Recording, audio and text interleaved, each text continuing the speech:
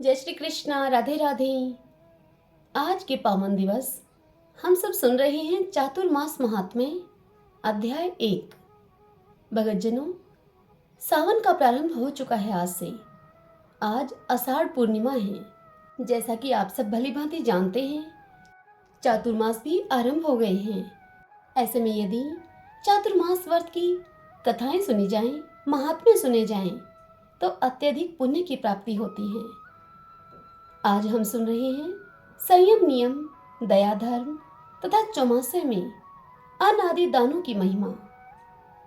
आइए आज से इस कथा का प्रारंभ करते हैं। ओम श्री गणेशाय नमो नमः। ओम नमो भगवते वासुदेवाय। ओम नमः शिवाय। एक समय नारद जी ब्रह्मा जी से कहने लगे कि हे देवाधिदेव, इस समय मैं शुभ कारक चातुर्मास व्रत को सुनना चाहता हूँ। यह सुनकर ब्रह्मा जी ने कहा कि हे देव ऋषि, ये भगवान विष्णु ही सबको मोक्ष देने वाले तथा संसार सागर से पार उतारने वाले हैं। इनके स्मरण मात्र से मनुष्य सब पापों से मुक्त हो जाता है। संसार में मनुष्य जन्म दुर्लभ है, उसमें भी उत्तम कुलों में जन्म पाना तो और भी दुर्लभ है। कुलीन होने पर भी दयालु स्वभाव का होना और भी कठिन है। यह सब होने पर भी कल्याण में सत्संग प्राप्त होना और भी दुर्लभ है। जहाँ सत्संग नहीं, विष्णु भक्ति नहीं और व्रत नहीं है, वहाँ कल्याण की प्राप्ति तो दुर्लभ है। विशेषतः चातुर्मास में भगवान विष्णु का व्रत करने वाला मनुष्य उत्तम माना गया है। सब तीर्थ, दान, पुण्य और देवस्थान चातुर्मास आने पर भगवान विष्णु की शरण लेकर स्थित होते हैं। जो चातुर्मास में श्री हरि को प्रणाम करता है, उसी का जीवन शुभ है। संसार में मनुष्य का जन्म और भगवान विष्णु की भक्ति दोनों ही दुर्लभ हैं। जो मनुष्य चातुर्मास में नदी में स्नान करता है, वह मनुष्य सिद्धि को प्राप्त होता है। जो झरने, तड़ाग और बावली में स्नान करता है, उसके सहस्त्रों पाप तत्काल नष्ट हो जाते हैं। पुष्कर, प्रयाग अथवा और किसी महातीर्थ के जल में जो चातुर्मास में स्नान करता है, उसके पुण्य की तो संख्या नहीं है। नर्मदा, भास्कर क्षेत्र, प्राची, सरस्वती तथा समुद्र संगम में एक दिन भी जो चातुर्मास में स्नान करता है, उसमें पाप का लेश मात्र भी नहीं रह जाता। जो नर्मदा में एकाग्रचित होकर 3 दिन भी चौमासे का स्नान करता है, उसके पाप के सहस्त्रों टुकड़े हो जाते हैं। जो गोदावरी नदी में सूर्योदय के समय चौमासे में 15 दिन तक स्नान करता है, वह कर्म जनित शरीर का परित्याग करके भगवान विष्णु के धाम में जाता है। जो मनुष्य तिल मिश्रित एवं आंवला मिश्रित जल तथा बिल्व पत्र के जल से चातुर्मास में स्नान करता है, उसमें दोष का लेश मात्र भी नहीं रह जाता।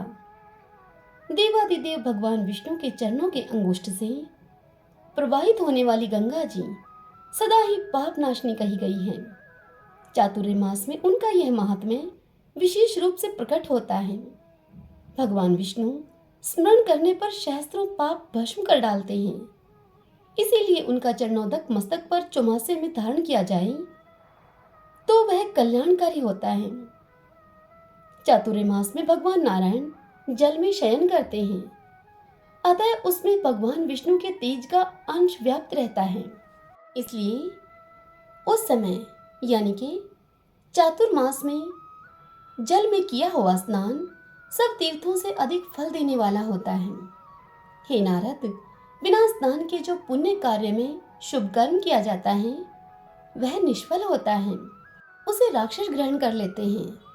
स्नान से मनुष्य सत्य को पाता है। स्नान सनातन धर्म है। धर्म से मोक्ष रूप फल पाकर मनुष्य फिर दुखी नहीं होता। रात को और संध्या काल में बिना ग्रहण के स्नान न करें। गर्म जल से भी स्नान नहीं करना चाहिए। सूर्य के दर्शन से सब कर्मों में शुद्धि कही गई है। चातुर्मास में विशेष रूप से जल की शुद्धि होती है। शरीर असमर्थ हो तो भस्म स्नान से उसकी शुद्धि होती है। मंत्र स्नान से, भगवान विष्णु के चरणोदक से अथवा भगवान नारायण के आगे क्षेत्र, तीर्थ और नदी आदि में जो स्नान करता है, उसका चित्त शुद्ध हो जाता है। चातुर्य मास में यह महत्व और बढ़ जाता है। चातुर्य मास में भगवान के शयन करने पर प्रतिदिन स्नान के अंत में श्रद्धा युक्त चित्त से पितरों का तर्पण करना चाहिए। हे नारद, इससे महान फल की प्राप्ति होती है। नदियों के संगम में स्नान के पश्चात पितरों और देवताओं का तर्पण करके जप होम आदि कर्म करने से अनंत फल की प्राप्ति होती है। पहले भगवान गोविंद का स्मरण करके फिर शुभ कर्मों का अनुष्ठान करना चाहिए। ये भगवान गोविंद ही देवता, पितृ और मनुष्य आदि को तृप्ति देने वाले हैं। चातुर्य मास सब गुणों से उत्कर्ष समय है। उसमें धर्म युक्त श्रद्धा एवं स्मृति से पवित्र समस्त कर्मों का अनुष्ठान करना चाहिए।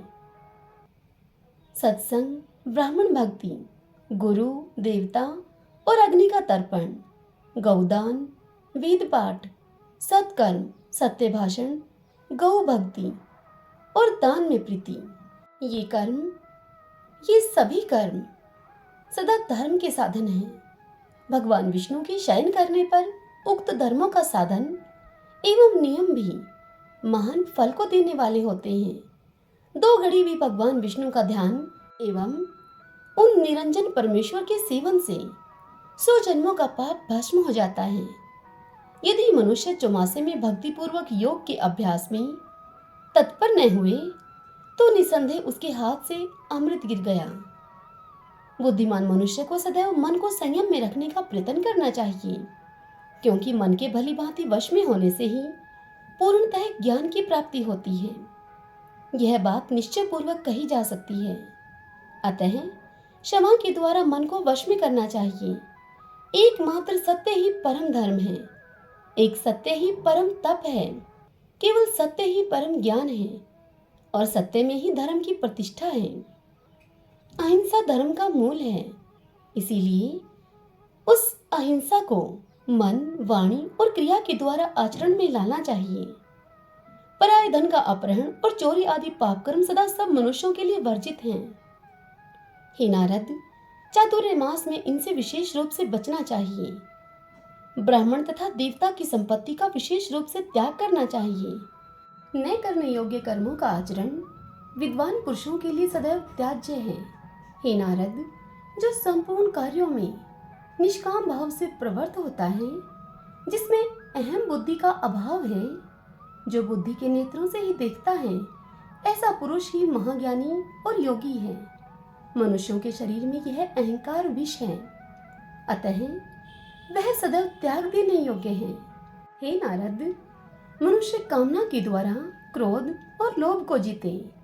ऐसे मनुष्य के सहस्त्रों पाप उसके शरीर से निकलकर सहस्त्रों टुकड़ों में नष्ट हो जाते हैं। शांति के द्वारा मोह और मन को जीतकर विचार के द्वारा शांति भाव को अपनाना चाहिए। संतोष से भी शांति का उदय होता है। जो अपनी कोमलता एवं सरलता के द्वारा ईर्ष्या भाव को दबा देता है, वह मुनीश्वर है। चातुर्य मास में जीव दया विशेष धर्म है। प्राणियों से द्रोह करना कभी भी धर्म नहीं माना गया है। अतः सदा सब मासों में भूत द्रोह का परित्याग करना चाहिए। मनीषी पुरुष इस भूत द्रोह को सहस्त्रों पापों का मूल बताते हैं।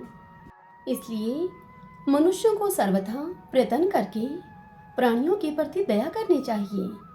सब प्राणियों के हृदय में सदा भगवान विष्णु विराज रहे हैं। जो उन प्राणियों से द्रोह करने वाला है, उसके द्वारा भगवान का ही तिरस्कार होता है। हे नारद, जिस धर्म में दया नहीं है, वह दूषित माना गया है। दया के बिना न विज्ञान होता है और न धर्म होता है, न ज्ञान ही होता है। अतः सब प्राणियों के प्रति आत्म भाव रखकर सबके ऊपर दया करना सनातन धर्म है, जो सब पुरुषों के द्वारा सदा सेवन करने योग्य है। सब धर्मों में दान धर्म के विद्वान लोग सदा प्रशंसा करते हैं। वेद में अन्न को ब्रह्मा कहा गया है। अन्न में ही प्राणों की प्रतिष्ठा है। अतः मनुष्य सदा अन्न एवं जल का दान करे। जल देने वाला तृप्ति को और अन्न दान करने वाला मनुष्य अक्षय सुख को पाता है। अन्न और जल के समान दूसरा कोई दान न हुआ है और न होगा। मणि, रत्न, मूंगा, चांदी, सोना और वस्त्र तथा अन्य वस्तुओं, इन वस्तुओं के दान में भी अन्नदान ही सबसे बढ़कर है। चातुर्मास में अन्न और जल का दान, गौदान, प्रतिदिन वेद पाठ और अग्नि में हवन, ये सब महान फल देने वाले हैं। यदि भगवान विष्णु के साथ समागम के लिए बैकुंठ धाम में जाने की इच्छा हो तो सब पापों के नाश के लिए चौमासे में अन्नदान करना चाहिए। अन्नदान करने से सब प्राणी प्रसन्न होते हैं। देवता भी अन्नदाता की स्पृहा रखते हैं। गुरु और ब्राह्मणों को भोजन कराना, घृत दान करना यानी कि घी का दान करना तथा सत्कर्मों में संलग्न रहना, ये सब बातें चातुर्मास काल में जिसमें भी मौजूद हैं वह साधारण मनुष्य नहीं है।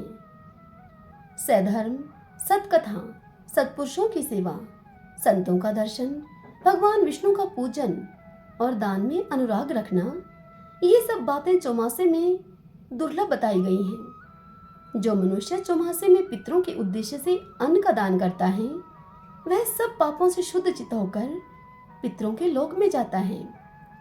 हे नारद, उसके अन्नदान से तृप्त हुए देवता लोग उसे मनोवांछित वस्तु प्रदान करते हैं।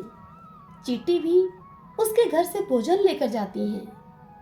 अन्नदान सबसे उत्तम है। उसका न रात में निषेध है और न ही दिन में। चौमासी में वह विशेष रूप से पापों का नाश करने वाला है। शत्रुओं को भी अन्न देना मना नहीं है। चौमासे में दूध, दही एवं मट्ठी का दान महान फल को देने वाला होता है। जन्म काल में जिससे यह शरीर पुष्ट हुआ है उस अन्न एवं दुग्ध का दान यानी कि दूध का दान उत्तम है। साग देने वाला मनुष्य न कभी नरक में जाता है और न यमलोक का दर्शन करता है। वस्त्र देने वाला प्रलय काल तक चंद्रलोक में निवास करता है। जो चातुर्मास में चंदन, अगरू और धूप का दान करता है वह मनुष्य पुत्र पौत्रों के सहित विष्णु रूप को प्राप्त होता है। भगवान विष्णु के शयन काल में जो मनुष्य वेद वेत्ता ब्राह्मण को फल दान करता है वह यमलोक को नहीं देखता। जो चौमासे में भगवान विष्णु की प्रीति के लिए विद्यादान, गौदान और भूमि का दान करता है वह अपने पूर्वजों का उद्धार कर देता है। जो जिस देवता के उद्देश्य से चौमासे में गुड़, नमक, तेल, शहद, तिक्त पदार्थ और तिल तथा अन्न देता है वह उसी के लोक में जाता है। विशेषतः चातुर्मास में मनुष्य को अग्नि में आहुति देनी चाहिए, ब्राह्मण को दान देना चाहिए, गौओं की भली भांति सेवा पूजा करनी चाहिए। भविष्य में दान देने की प्रतिज्ञा न करके शीघ्र ही दे डालना चाहिए।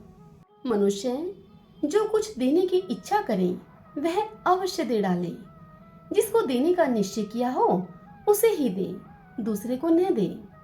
दी हुई वस्तु उससे वापस न ले।